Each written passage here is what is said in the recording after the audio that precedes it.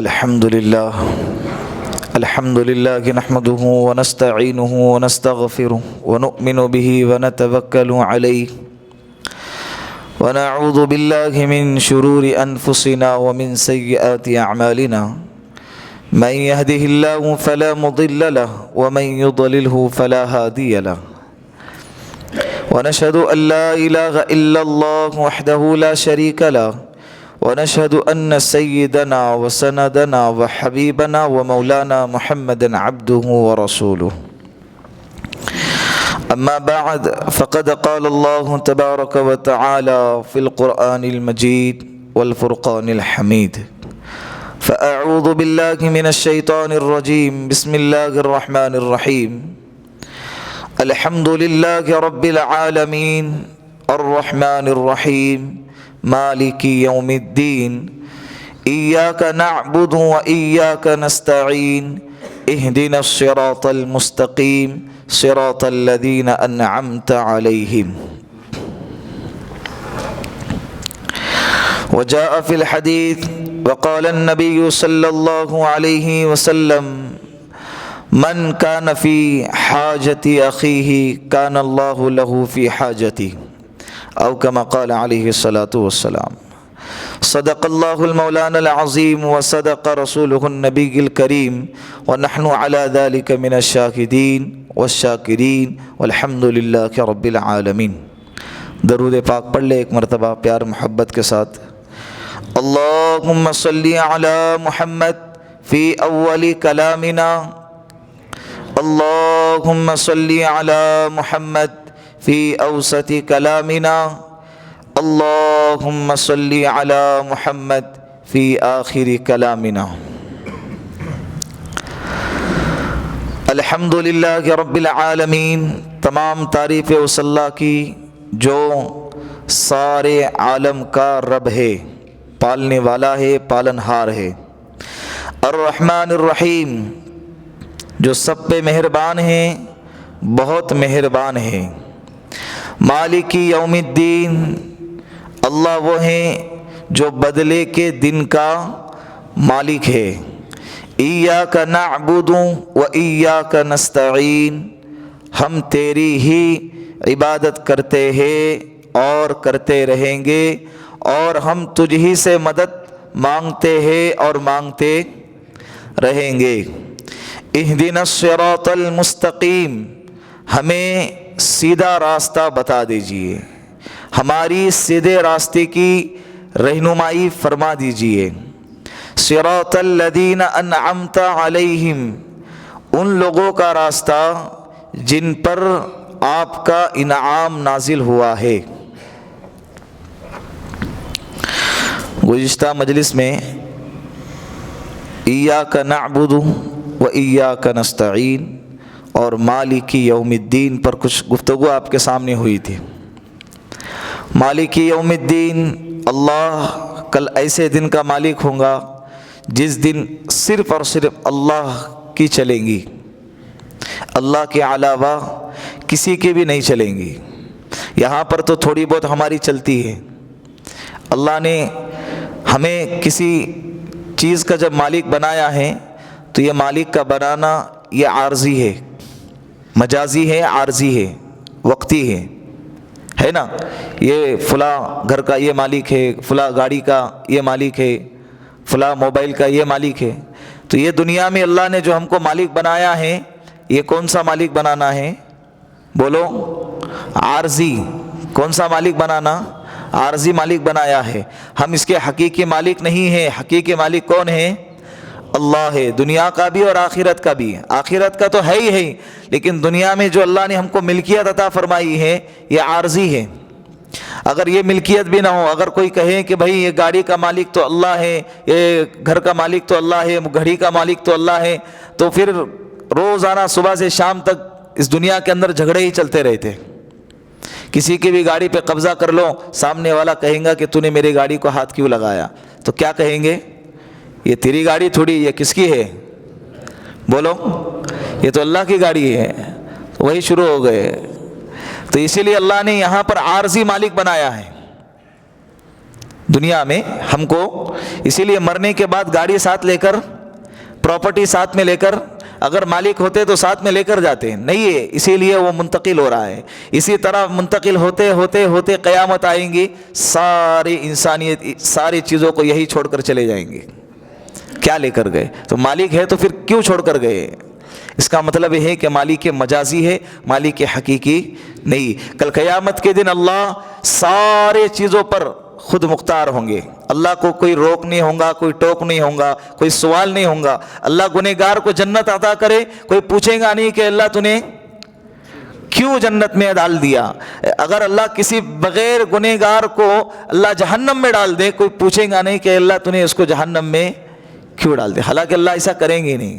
لیکن کل قیامت کے دن مالک ہونے کا مطلب سمجھا رہا ہوں، کوئی سوال نہیں کریں گے اللہ کے فیصلے پر کہ یہ کیوں کیا۔ یہ حضرت جبرائیل علیہ السلام، میں نے یہ بھی کہا تھا کہ حضرت جبرائیل علیہ السلام بھی سوال نہیں کر سکتے کہ اللہ وہ تو فلاں اتنا گناہ کیا کرتا تھا، تو نے اس کو بخش دیا۔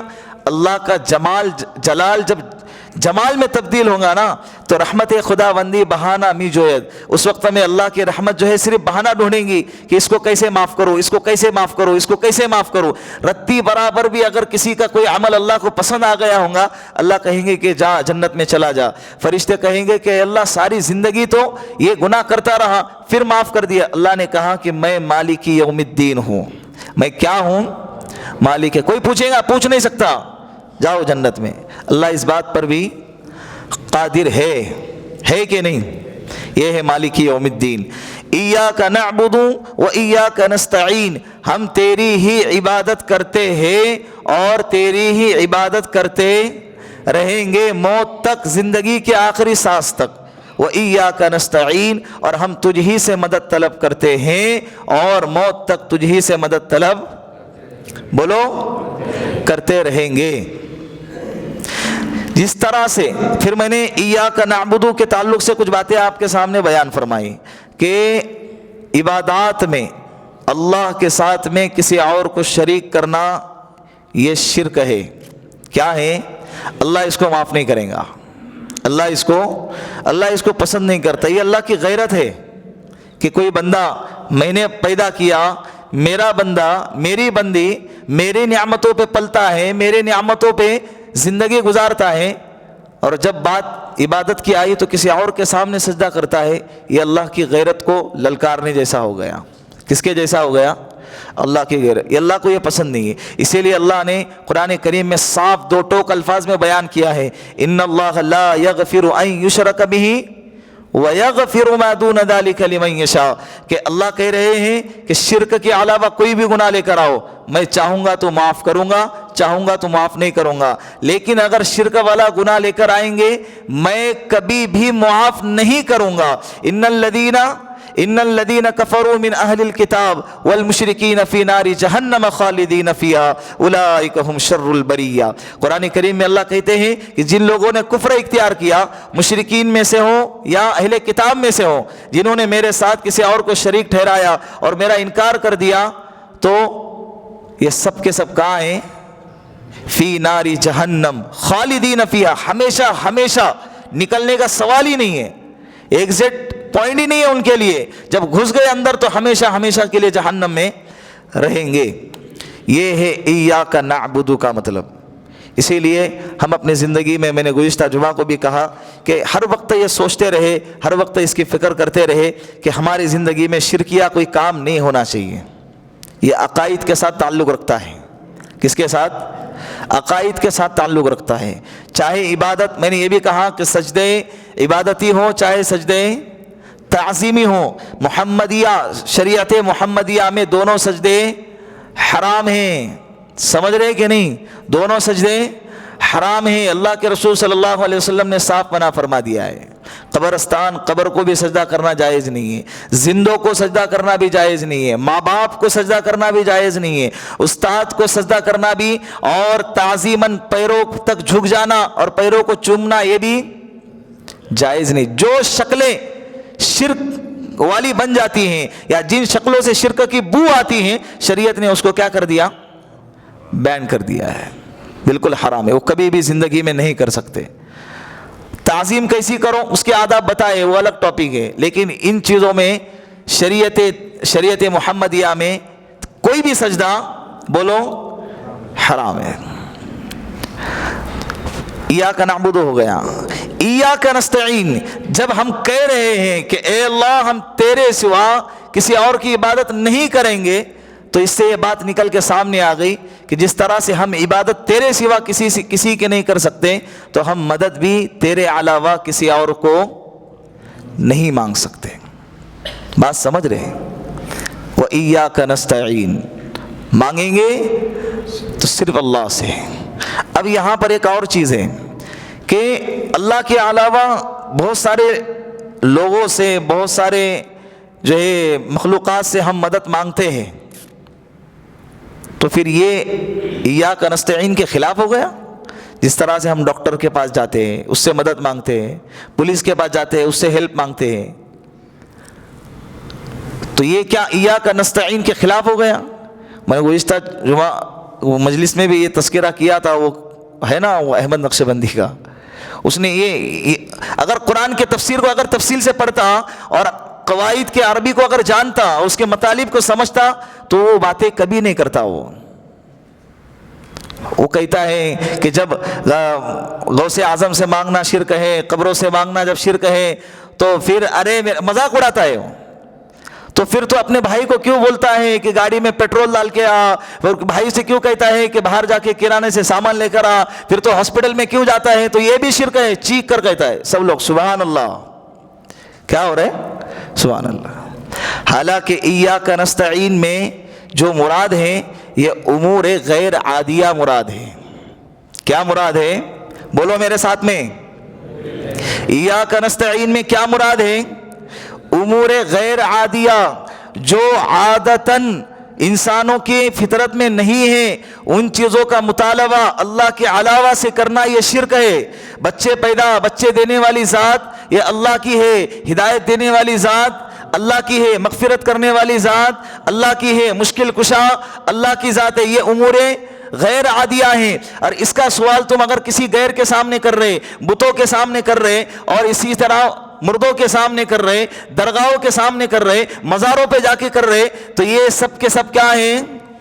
شرک ہے۔ سمجھ میں آ رہی ہے؟ ورنہ امور جو عادیہ ہیں اس کے تعلق سے تو اللہ کے رسول نے فرما دیا ہے، من کان فی حاجت اخیہ، جو کسی بھائی کے مدد میں لگا رہتا ہے، کسی بھائی کے ضرورت کو پورا کرنے میں لگا رہتا ہے، تو کان اللہ لہ فی حاجتہ، تو اللہ اس کی مدد میں لگا رہتا ہے۔ پیارے آقا نے کیا فرمایا؟ اگر کوئی بندہ اگر کوئی بھائی کسی بھائی کے ضرورت کے پورا کرنے میں لگا ہوا ہے، تو جب تک وہ اپنے بھائی کی مدد میں لگا ہوا ہے، اس وقت تک اللہ اس کی مدد میں لگا ہوا ہے۔ یہ کیا ہوا؟ یہ امور عادیہ ہوا۔ کیا ہوا؟ یہ امور عادیہ ہوا۔ امور غیر عادیہ اللہ نے اس کے اندر کسی کو شریک کیا ہی نہیں ہے، نبیوں کو شریک نہیں کیا، فرشتوں کو شریک نہیں کیا، تو ولیوں کو کہاں سے شریک کریں گا؟ یہ اللہ کی اپنی ایک خصوصیت ہے۔ کس کی خصوصیت ہے؟ اللہ کی اپنی خصوصیت ہے۔ کل قیامت کے دن پیارے آقا جناب رسول اللہ صلی اللہ علیہ وسلم اگر شفاعت کریں گے نا سب کی، تو اس شفاعت کے اندر بھی ایمان والوں کی شفاعت ہوں گی، غیر ایمان والوں کی شفاعت نہیں ہوں گی۔ یہ اللہ نے صرف کس کے ساتھ رکھا ہے؟ اللہ کے رسول اگر چاہے بھی اپنے چچا کو اللہ کے سامنے مغفرت کروا دے، نہیں کروا سکتے، کیونکہ اللہ نے کہہ دیا ان اللہ لا یغفر ان یشرک بہ ویغفر ما دون ذلک لمن یشاء، شرک کے علاوہ کوئی بھی گناہ لے کر معاف کر دوں گا۔ تو ایاک نستعین کا مطلب سمجھ میں آ گیا۔ ہم ڈاکٹر کے پاس جاتے ہیں تو یہ عقیدہ لے کر نہیں جاتے کہ یہ بچہ پیدا کرتا ہے، یہ عقیدہ لے کر جاتے ہیں کہ یہ بچہ پیدا کرنے کے لیے جو میرے اندر جو بیماریاں ہیں، جس کی وجہ سے رکاوٹ بنی ہوئی ہے، یہ اس رکاوٹ کی دوائی دے گا۔ ورنہ بچہ تو کون پیدا کرتا ہے؟ بولو، اللہ ہی پیدا کرتا ہے۔ ہمارا عقیدہ ہے، ہم ڈاکٹر کے پاس جاتے ہیں بیماری کا علاج کرنے کے لیے، اور سمجھتے کیا ہے؟ شفا دینے والی ذات تو اللہ ہی کی ہے۔ ڈاکٹر کو شافع نہیں سمجھتے، ہم ڈاکٹر کو شفا دینے والا نہیں سمجھتے۔ اور جب تم جا رہے ہیں کس کے پاس؟ مزاروں پہ جا رہے ہیں، اور مزاروں پہ جا کے ان کے سامنے اپنی بیماری کے علاج کی دعا کر رہے ہیں، ان کے سامنے اپنے اولاد کی دعا کر رہے ہیں کہ یا غوث اعظم مجھے اولاد دے دینا، تو یہ جملہ کیا ہے؟ بولو، شرک ہے. کیا وہ دے سکتے ہیں؟ اللہ نے ان کو یہ اختیار دیا ہے؟ اللہ نے ان کو طاقت دی ہے؟ نہیں دی ہے اللہ نے وہ طاقت ان کو. سمجھ میں آ رہی ہے؟ اللہ نے یہ چیزیں اپنے ہاتھوں میں رکھی ہے. ورنہ انسان کے بس میں کیا ہے؟ ورنہ اولاد پیدا ہو گئی تو انسان کے اگر اختیار میں ہوتا تو وہ اولاد کو مرنے دیتا؟ آپ صلی اللہ علیہ وسلم اس کائنات کے سب سے عظیم ہستی ہیں. ان کے 3 اولادیں جو نرینہ پیدا ہو گئی، لڑکے پیدا ہو گئے، لیکن تینوں کے تینوں بچپن ہی کے اندر انتقال ہو گیا. اللہ نے بیماری، شفا، زندگی، موت، یہ سب کس کے ہاتھ میں رکھا ہے؟ اور یہ کس سے باقاعدہ ان کے الفاظ ہیں، ویڈیو کے اندر دنیا کو بتا رہے ہیں. یہ دکھ رہا ہے، کوئی چھپی ہوئی چیز نہیں کہ بند کمرے کے اندر بیٹھ کر غوث اعظم سے مانگ رہے ہیں یا خواجہ معین الدین چشتی رحمۃ اللہ علیہ سے مانگ رہے ہیں. میں ان لوگوں کے شان میں کوئی گستاخی نہیں کر رہا ہوں. ان کی عظمت ہمارے دل میں ہے اور ان سے محبت کرنا یہ ہمارے ایمان کا حصہ ہے. یہ ہم کہہ رہے ہیں، ڈنکے کی چوٹ پر کہتے ہیں. ان کی نماز، ان کا عقیدہ، ان کے اعمال ہم اس کے قائل ہیں. لیکن جو عقائد ہیں، جو اللہ کے رسول صلی اللہ علیہ وسلم نے امت کو بتلائے ہیں، اس سے ہم ہٹ نہیں سکتے.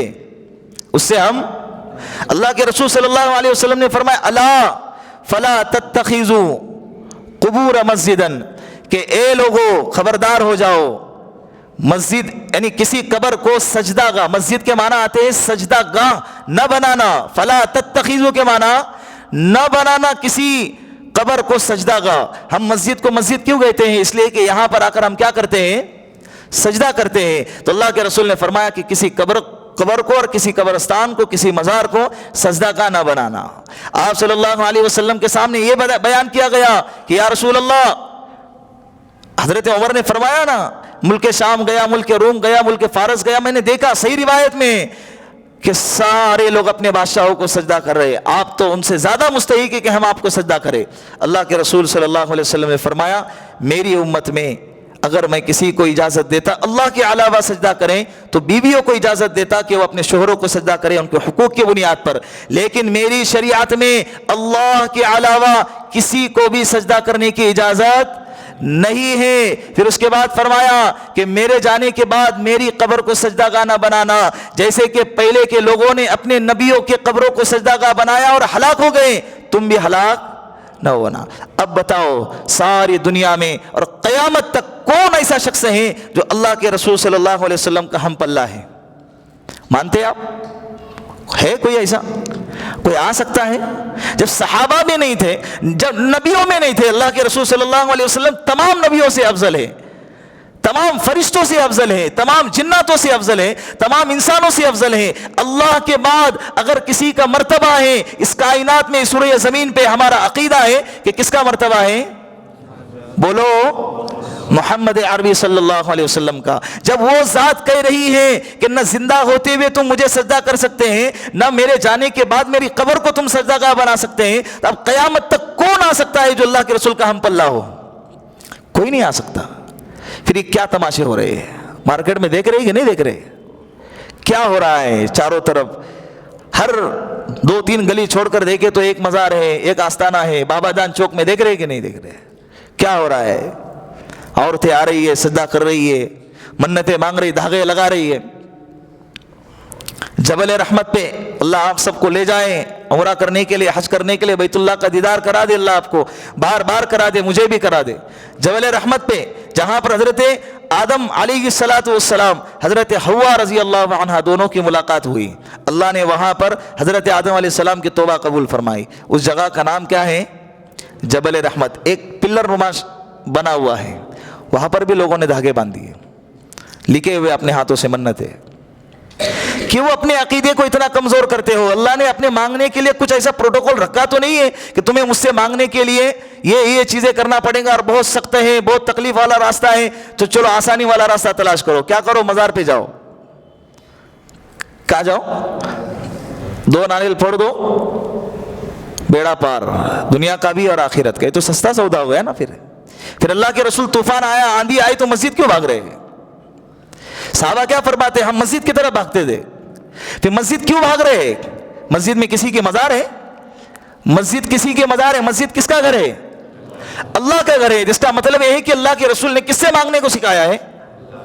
بولو اللہ سے مانگنے کو سکھائے. مانگے اللہ سے. اللہ کے رسول نے فرمایا اگر مانگنے کے بعد کوئی چیز پوری نہیں ہوتی ہے اور تم کو کوئی چیز نہیں ملتی ہے تو یہ رائے گاہ نہیں جاتی ہیں. کل قیامت کے دن ساری دعاؤں کو اکٹھا کیا جائے گا. جو دعائیں قبول ہو گئی وہ الگ, جو دعائیں قبول نہیں ہوئی ہیں اللہ اس کے بدلے تمہیں اجر عطا کرے گا, اتنا بڑا مرتبہ عطا کرے گا. تو وہ بندہ کہے گا کہ کاش میری دنیا میں بقیہ جو دعا قبول ہو چکی ہیں وہ دعا بھی قبول نہ ہوتی. ابھی ہار ہوتا ہے وہاں بھی الگ سے روئیں گا. یہاں دعا قبول نہیں ہوتی تو روتا ہے کہ اللہ میری سنتا نہیں ہے, اللہ کو میچ ملا تھا کیا, یہ ملا تھا کہ, یہ واویلا کرتے ہیں. عورتوں کے اندر زیادہ صفت ہوتی ہے. کتنا مانگتا ہوں میں, سجدے کرتا ہوں, ہمارے نمازیں پڑھتا ہوں, تہجد بھی پڑھتا ہوں, 5 ٹائم مسجد میں بھی آتا ہوں, اب کیا کروں میں, اس کے باوجود بھی میرے مسائل حل نہیں ہوتے. مستهم البأساء والضراء وزلزلوا حتى يقول الرسول والذين آمنوا معه متى نصر الله. قرآن کہتا ہے کہ اتنے حالات آئے پہلے کے نبیوں پر, پہلے کے نبی کے ماننے والوں پر, کہ ماننے والوں تو ماننے والے نبیوں کو تک کے کہنا پڑا کہ متى نصر اللہ, اللہ کی مدد کب آئیں گی. جناب رسول اللہ صلی اللہ علیہ وسلم بھوک کی وجہ سے اپنے پیٹ پہ پتھر باندھ رہے. کتنے؟ 2. اور ایک دفعہ نہیں, ایسا کئی دفعہ. 4 دن گزر گئے, اے فاطمہ میرے منہ میں ایک لقمہ نہیں گیا. یہ آقا کے الفاظ ہے. امی کہتی ہے, امی عائشہ رضی اللہ عنہا, امی کہتی ہیں کہ ایک مرتبہ آقا گھر میں تشریف لائے, 4 پائی تھی, 4 پائی کا جو کونا رہتا نا ابھرا ہوا, بچے کی طرح اپنے پیٹ کو اس ابھرے ہوئے کونے پہ دبا رہے, آدھا جسم باہر آدھا جسم 4 پائی پہ. میں نے کہا کہ آقا یہ کیا کر رہے ہو؟ اللہ کے رسول نے فرمایا کہ عائشہ بھوک بہت لگی ہے, اے عائشہ بھوک بہت لگی ہے, برداشت نہیں ہو رہا ہے. ہم پہ آئے کبھی ایسے حالات؟ حالانکہ اللہ کے رسول صلی اللہ علیہ وسلم کے پاس تو حضرت جبرائیل علیہ السلام آئے تھے اور فرمایا کہ نبی جی عبدن رسولا او ملکن رسولا, آپ کو کیسا رسول بننا ہے, بادشاہت والا نبی بننا ہے یا غلامی والا نبی بننا ہے؟ اللہ کے رسول نے فرمایا کہ عبدن رسولا, مجھے غلامی والی نبوت چاہیے. اجوع یومن صبرا واشبع یومن شکرا, ایک دن کھاؤں گا شکر ادا کروں گا, ایک دن بھوکا رہوں گا بولو صبر کروں گا. فوراً واویلا, کوئی چیز مانگ لی اور نہیں مل گئے وقت پر, فوراً اللہ سے شکایت ہے, اے اللہ یہ نہیں مل گئی. ارے دنیا میں عمل الانسان ما تمنا, قرآن کہہ رہا ہے کہ ہر انسان کی تو ہے, انسان کی ہر تمنا پوری نہیں ہوتی ہے, اور یہ دنیا ساری تمنائیں پوری ہونے کی جگہ بھی نہیں ہے. ساری تمنا بولو, اللہ ہم کو وہ نہیں دیتا جو ہمارے لیے, جو ہم مانگتے ہیں, اللہ ہم کو وہ دیتا ہے جو ہمارے حق میں بہتر ہے, جو ہمارے حق میں کیا ہے, بہتر ہیں. اس لیے کبھی بھی اللہ کے سامنے شکایت, واویلا, غلا نہیں ہونا چاہیے. یہ زبان کے حضرت شیخ سعدی رحمۃ اللہ علیہ فرماتے ہیں بعض دفعہ انسان اپنی زبان سے ایسے بول دیتا ہے, ایسے الفاظ نکال دیتا ہے کہ جس کی وجہ سے اس کو پتہ بھی نہیں چلتا ہے کہ اللہ نے اس کو جہنم کے کس گڑھے میں پھینک دیا ہے. یوں ہی ان السمع والبصر والفؤاد كل اولئک کان عنہ مسئولا. قرآن کہتا ہے کہ جو زبان سے بول نکالتے ہو نا, جو آنکھوں سے دیکھتے ہو, کان سے سنتے ہو نا, یہ سب چیزوں پر کل قیامت کے دن سوال کیا جائے گا. بیٹے گپے لڑاتے, یہ ایسا یہ ایسا یہ ویسا, یہ عالم ایسا, یہ امام ایسا, یہ مؤذن ایسا, یہ فلاں چاچا ایسے, دادا ایسے, زبان سے جو دل میں آیا بکتے جاؤ, آزاد ہے, کوئی دیکھنے والا نہیں, کوئی سننے والا نہیں. دیکھنے والا تو عرش پہ بیٹھا ہے, ایسا زبردست دیکھتا ہے کہ عرش پر بیٹھے بیٹھے رات کے اندھیری تاریکی رات کے اندر پہاڑ پہ کالی پہاڑ ہے, کالی پہاڑی پہ چلنے والی کالی چوٹی ہے, جب وہ چل کے نکلتی ہے نا, اس کے چلنے کی وجہ سے پیروں کے جو نشان گرتے ہیں, عرش پر بیٹھے بیٹھے میرا رب اس کو بھی دیکھتا ہے. تو ہماری باتیں نہیں سنے گا. بولو, زبان سے نکلنے والے الفاظ تو بہت دور کی بات ہے, دل میں پنپنے والے خیالات کو بھی ان اللہ یعلم ما فی الصدور, اللہ کہہ رہا ہے کہ میں اس کو بھی جانتا ہوں. جو الفاظ تیرے کانوں نے بھی نہیں سنے ہیں میں اس کو بھی جانتا ہوں. کہ آزادی یوں ہی بیٹھ گئے. الغیبۃ اشد من الزنا, اللہ کے رسول نے فرمایا کہ غیبت کرنا کیا ہے, زنا سے بھی سخت گناہ ہے. صبح سے شام تک ساری محفلیں اسی سے بھری ہوئی ہیں اور لذت آ رہی ہے, اس میں کیا ہے, مزہ آ رہا ہے, کوئی ٹاپک ہی نہیں ہے. ہمارے اپنے آفسوں کے اندر, اپنے گھروں کے اندر لکھ کے لگا دو, جو حاضر ہے اس کا تذکرہ ہوگا, جو غائب ہے اس کی کوئی بات نہیں. الغیبۃ اشد من الزنا لکھ کے لگا دو, کوئی تذکرہ. دل دکھتا ہے تیرا دکھے, کل قیامت کے دن میرے نام اعمال میں سے سارے نیکیاں اس کو دیے جائیں گے اور اس کے گناہ میرے سر ڈال دیے جائیں گے. جس سے نفرت کرتا ہے اس کو ساری نیکیاں دے رہا ہے. غیبت کرنا یہ اس کا حل نہیں ہوتا ہے. بڑے بڑے لوگوں کی غیبتیں کرتے ہیں, ڈر ہی لگتا نہیں ہے. کہتے ہیں میں نے کچھ نہیں کہا, میں نے تو صرف سنا. اس لیے قرآن کہتا ہے ان السمع, سب سے پہلے جو سنتے ہو نا اس پر بھی سوال ہوگا. غلط کیوں سنا؟ گانے سن رہے, گالی گلوچ سن رہے, غیبتیں سن رہی ہے, چغلیاں سن رہے, سنا بہت مزہ آ رہا ہے, ہاں یہ کانوں کی لذت کے لیے. قرآن کہتا ہے وہ بھی پوچھا جائے گا کیوں سنا تو نے, کیوں؟ اللہ کے رسول صلی اللہ علیہ وسلم چل رہے صحابہ کے ساتھ, میوزک کی آواز آئی, اپنے کانوں میں انگلیوں کو ٹھوس دیا, فوراً چل دیے. پیارے آقا نے فرمایا دیکھو صحابہ آواز بند تو نہیں ہوئی؟ کہا کہ اب نہیں آ رہی ہے. پھر اپنی انگلیوں کو نکالا, بڑی لذت سے ہیڈ فون کان میں ڈال کے, انگلیاں تو کیا ٹھوس دیتے, انگلیاں نکالی اور اس جگہ پہ ہیڈ فون ڈال دیا اور زور سے گانے سن رہے, گاڑی چلاتے ہوئے, رات میں سوتے ہوئے. بولے اس کے بغیر نیند ہی نہیں آتی ہے. میں نے کہا نا تحیون کما تموتون, جیسے جیو گے ویسے مرو گے, اور تموتون کما تبعثون, جیسے مرو گے بولو ویسے اٹھائے جائیں. گانے سنتے سنتے اگر ہارٹ فیل ہو گیا اور سویا تو سویا ہی رہا, سویا تو اللہم باسمک اموت, اے اللہ میں تیرے نام سے مرتا ہوں. ایک سونا گویا کہ ایک قسم کا مرنا ہے. وہ احیا, اگر تو نے چاہا تو کل دوسرا دن دوبارہ زندہ ہو جاؤں گا, نہیں چاہا تو میں گیا. اب کان میں ہیڈ فون لگا دیا اور سوتے سوتے حضرت سو گئے, اس کے بغیر نیند نہیں آتی. کتنی بڑی محرومی ہے, کتنی بڑی بدبختی ہے, کتنی بڑی بدنصیبی ہے. ختم کرو اپنے مجالس سے ان سب چیزوں کو. کیا کرو؟ کہاں سبھی کرتے ہیں ایسا, سب کرتے, کرنے دو, ہم نہیں کریں گے. آج ارادہ کرتے ہیں انشاءاللہ اس مجلس میں بیٹھنے والے, ابتدا ایک سے ہوتی ہے. 1,24,000 صحابہ تھے, اللہ کے رسول نے محنت کی, ان کو بنایا, چلے گئے دنیا سے آپ صلی اللہ علیہ وسلم. 1,24,000 ہی رہے صحابہ, 1,24,000 ہی رہے. ایمان والے اتنے ہی تھے. ایمان والے پھر بعد میں بڑھے کہ نہیں بڑھے؟ اتنے بڑے کہ اللہ نے ساری دنیا میں اللہ کے رسول کے لائے ہوئے دین کو کیا کیا؟ پہنچا دیا. ساری دنیا پہ اس کا اثر ہے کہ نہیں؟ ہم ارادہ کرو, ہم کوشش کرو. کب سدھرنے کی کوشش کریں گے؟ جب موت آئیں گی تب, جب موت کا فرشتہ آئے گا تب ارادہ کروں گے کہ اب نہیں کروں گا. لیکن جب اس وقت میں کوئی مہلت, بات کرنے کی بھی مہلت نہیں ہوتی ہے, طاقت نہیں ہوتی ہے کہ مجھے کیا چاہیے, یہ بولنے کی بھی اس وقت میں فرصت نہیں ہوتی ہے, تب کیا کرو گے؟ ان اللہ یقبل توبۃ العبد ما لم یغرغر, اللہ کے رسول نے فرمایا کہ اللہ بندے کی توبہ قبول کرتا ہے اس وقت تک جب تک کہ حالت گرگرہ میں نہ آ جائے.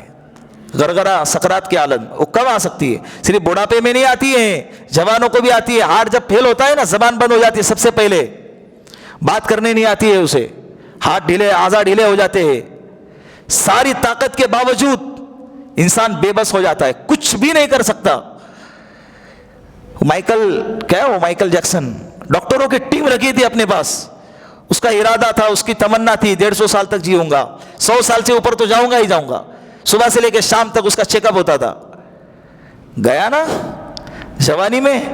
ڈاکٹر کیا ہے, ان کے ہاتھ میں زندگی اللہ نے تھوڑی رکھی ہے, زندگی اور موت اللہ نے اپنے ہاتھ میں رکھی ہے. شیشے کی دیوار بنا لو, لوہے کی دیوار بنا لو, اور اس دیوار چاروں طرف سے دیوار بنا کے اس کمرے کے اندر رہو, اور یہ سوچ کر کہ ملک الموت نہیں آئیں گی. اللہ کی قسم ملک الموت وہاں پر بھی آئیں گی اور اٹھا لیں گے. اور اللہ ملک الموت کا محتاج بھی نہیں ہے.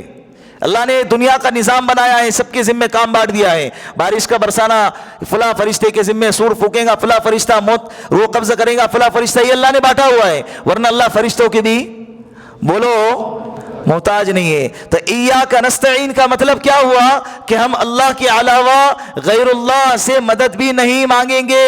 بچے مانگیں گے اللہ کی ذات سے, عقیدہ رکھیں گے اللہ کی ذات کا. مشکل کشا کون ہے؟ حاجت روا کون ہے؟ حالات کو بدلنے والا کون ہے؟ بیماری کو شفا میں بدلنے والا کون ہے؟ اللہ. جب سب کچھ اللہ ہے تو مانگیں گے کس سے؟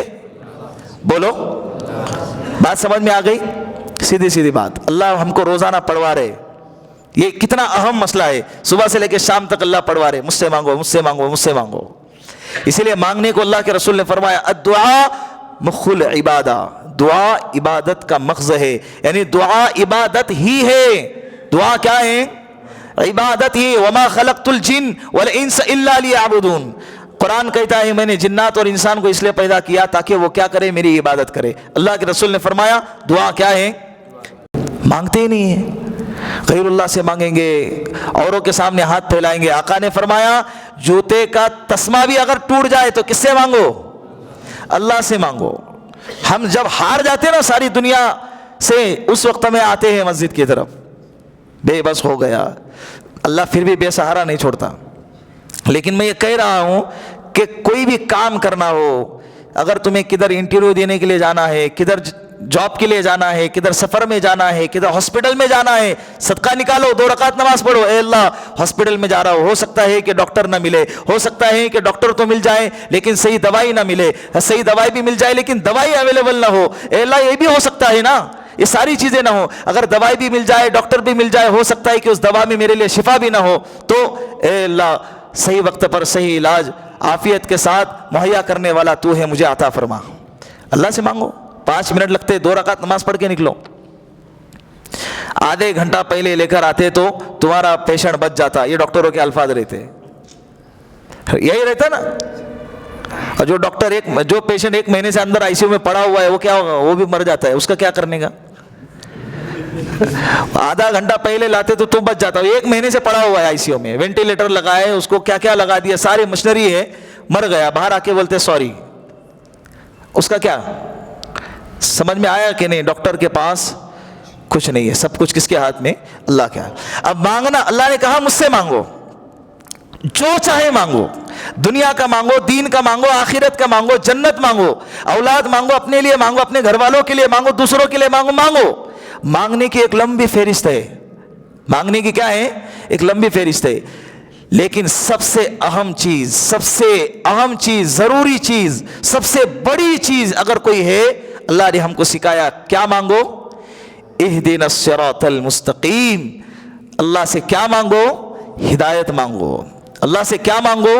اللہ سے ہدایت مانگو، اے اللہ ہدایت عطا فرما۔ اللہ نے ہم کو بتا دیا کہ تمہیں جو مانگنا ہے مانگو، لیکن تم جو بھی مانگو نا کائنات میں، دنیا میں جو بھی مانگو گے، سب سے قیمتی چیز کیا ہے؟ ہدایت ہے، وہ مجھ سے بار بار مانگو۔ اہدنا الصراط المستقیم، اللہ مجھے سیدھے راستے کی ہدایت عطا فرما۔ دنیا کی نعمتیں مل گئی، گاڑی ہے، بنگلہ ہے، جائیداد ہے، اچھی بیوی ہے، بیوی کیا 2-4 بیویاں ہیں، سب کچھ ہے، لیکن اگر ہدایت نہیں ہے، اللہ کی قسم یہ بندہ ناکام ہے، یہ بندہ کیا ہے؟ ناکام ہے، مرے گا، ٹھاٹ باٹ سے جیے گا، اپنے گھر کی کھیتی کا کھانا کھائیں گا، اتنی بڑی نعمت ہوں گی اس کے پاس، ڈاکٹروں کی ٹیم ہوں گی، لگژری فلیٹ میں رہتا ہوں گا، لگژری گاڑی میں گھومتا ہوں گا، ساری نعمتیں ہوں گی۔ اللہ کہتے ہیں کہ دنیا تک اگر ہدایت نہیں ہے، مر گیا، کل قیامت کے دن ہمیشہ ہمیشہ کے عذاب میں رہیں گا، ہمیشہ ہمیشہ کے۔ تو سمجھ میں آیا کہ نہیں؟ ساری نعمتیں ہیں لیکن ہدایت نہیں ہے تو سب کے سب کیا ہے؟ بولو زیرو ہے۔ تو سب سے قیمتی چیز کیا؟ اللہ نے کہا ہدایت مانگو، بہت قیمتی چیز اللہ نے اگر ہم کو ہدایت، اللہ کا احسان ہے، اللہ نے ہم کو کیا دیا ہے؟ ایمان کی دولت سے ہم کو نوازا، ایمان کی ہدایت اللہ نے ہم کو عطا فرمائی ہے۔ اللہ کا لاکھ لاکھ شکر ہے، کروڑوں کروڑوں اللہ کا احسان ہے کہ اللہ نے ہم کو ہدایت کی نعمت سے نوازا ہے۔ یہ نعمتیں اللہ نے اچھوں کو نہیں دی ہے۔ آپ صلی اللہ علیہ وسلم کے سگے چچا، کیا نام؟ بولو، چچا ابو طالب، کیا نام ہے؟ اللہ کے رسول صلی اللہ علیہ وسلم کی پوری زندگی حفاظت کرتے رہے، ان کی اپنی زندگی میں مشرکین مکہ سے ان کا دفاع کرتے رہے، کسی کی ہمت نہیں تھی جب تک وہ زندہ تھے تو کھلے عام اللہ کے رسول کو ستایا جائے، کیونکہ چچا ابو طالب بھی سرداروں میں سے تھے۔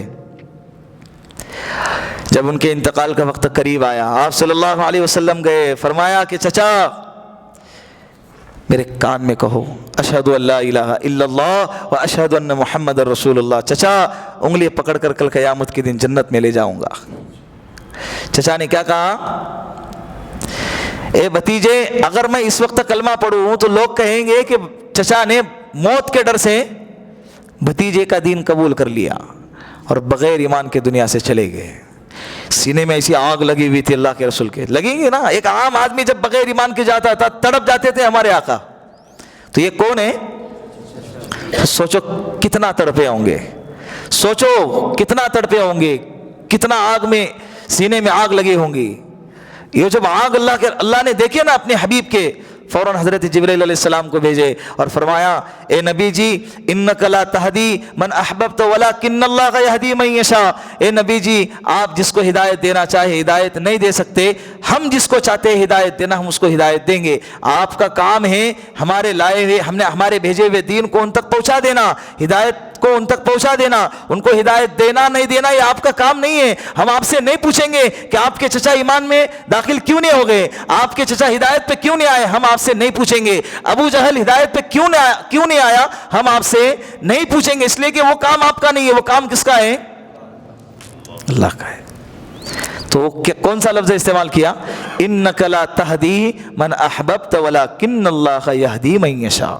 یہ ہدا یہدی ہدایت, کہ ہدایت کے دینے والی ذات اللہ کی, اور اللہ کا احسان ہے کہ اللہ نے وہ ہدایت تمہیں, مجھے, ہم سب کو عطا فرمائی ہے کہ نہیں بتاؤ. اسی لیے اللہ قرآن میں کہہ رہے ہم کو ربنا لا تزغ قلوبنا, کہا کرو اپنے رب سے مانگا کرو, کیا مانگو؟ ربنا لا تزغ قلوبنا بعد اذ ہدیتنا وہب لنا من لدنک رحمہ انک انت الوہاب. اے ہمارے پروردگار ایک مرتبہ ہدایت مل گئی نا, تو ہدایت کے ملنے کے بعد دوبارہ مجھے گمراہی کی طرف مت لے جا, میرے دل کو گمراہی کی طرف اور ضلالت کی طرف نہ پھیرنا. یہ اللہ سے دعا مانگنے کے لیے اللہ سکھا رہے ہیں. ابھی آپ کہیں گے کہ ہم تو ہدایت پر ہیں, پھر اللہ سے کیوں کہہ رہے کہ اللہ ہمیں ہدایت عطا فرما, اللہ ہمیں ہدایت عطا فرما, حالانکہ ہم ہدایت پر ہی ہے نا. بولو ہم ہدایت پر ہی ہیں. اس کا مطلب یہ ہے کہ ہم اللہ سے کہہ رہے ہیں کہ اللہ تو نے ہم کو ہدایت تو دی ہے, لیکن اے اللہ ہم آپ سے درخواست کرتے ہیں کہ یہ ہدایت موت تک ہمارے ساتھ باقی رکھنا, ہم کو موت تک ہدایت پر کیا رکھنا. بولو یہ اصل چیز ہے. ہدایت تو مل گئی, کتنے ایسے لوگ ہیں آقا نے فرمایا پیدا ہوئے ایمان کی حالت میں, جوانی ان کی ایمان کی حالت میں گزری, لیکن جب موت آئی تو کفر پر مرے ہیں. ہے ایسے کتنے لوگ, یہ اللہ کے رسول نے فرمایا ایسے ہوں گے, اور ہم نے بھی دیکھے ہیں ایسے لوگوں کو. موت آئی تو کس پر آئی؟ کفر پر آئی. پتہ نہیں اللہ آخری وقت میں ایمان چھین لے, نعوذ باللہ, اللہ ہماری حفاظت فرمائے. یہ بہت خطرناک, بہت بری چیز ہے, تھوڑا بھی گرانا نہیں چاہیے. ہے میرے ساتھ تو ایسا نہیں ہو سکتا, پتہ نہیں حالات کیسے کب بدل جائے. ایک عورت 4 بچے ہیں, اس کے شوہر کا انتقال ہو گیا, اپنے لوگوں نے تھوڑا سا دھیان نہیں دیا, عیسائیوں نے پیسہ دے کے اس کے ہاسپٹل کی مدد کی, ان کے بچوں کا خرچہ اٹھایا, ماں اپنے بچوں کے ساتھ عیسائی بن گئی. سبب کچھ بھی بنا ہو, ہدایت سے تو پھر گئے نا, ہدایت سے. ابھی ہم کہوں گے کہ ہم نے ساتھ نہ دیا, ایسے حالات تو صحابہ کے ساتھ میں بھی آئے. حضرت خنسا رضی اللہ عنہ کے 4 بچوں کا جنازہ سامنے آیا ہے, شکایت نہیں کی, فقر کیا. کل قیامت کے دن میں اللہ کے سامنے اس انداز سے پکاری جاؤں گی کہ 4 شہیدوں کی ماں کہاں ہے, آ جاؤ. وہ اپنے ہدایت پہ فخر کر رہی ہے, لیکن جس سے اللہ نے ہدایت کو چھیننا ہے تو بہانہ تو کچھ بھی ہوگا. بہانہ تو کیا ہوگا؟ ارتداد کی ایک لہر چلی ہوئی ہے, لوگ مرتد ہو رہے ہیں. اللہ ہماری حفاظت فرمائے, ہمارے بچوں کی, ہمارے نسلوں کی اللہ ہدایت کی, ایمان کی حفاظت فرمائے. اس کی ہم کو فکر کرنا ہے. اس لیے اللہ سے ہر وقت ہدایت مانگتے رہنا ہے. ربنا لا تزغ قلوبنا, ہر نماز کے بعد پڑھا کرے ربنا لا تزغ قلوبنا. بولو میرے ساتھ ایک مرتبہ, ربنا لا تزغ قلوبنا. بولو, اتنا بڑا مجمع ہے, ساتھ میں بولو, ربنا لا تزغ قلوبنا بعد اذ ہدیتنا وہب لنا من لدنک رحمہ انک انت الوہاب. یہ اللہ سے مانگنا ہے, مانگیں گے نا انشاءاللہ. سیدھے راستے پر چلا, سیدھا راستہ کسے کہتے ہیں؟ یہ اللہ نے صراط الذین انعمت علیہم میں بیان فرمایا ہے. انشاءاللہ آئندہ مجلس میں اس کا تذکرہ ہوگا. اللہ ان باتوں پر ہم سب کو عمل کرنے کی توفیق عطا فرمائے. بسم اللہ الرحمن الرحیم. اللهم انت السلام ومنك السلام تباركت يا ذا الجلال والاكرام. اللهم صل على سيدنا محمد وآله الف الف مرة.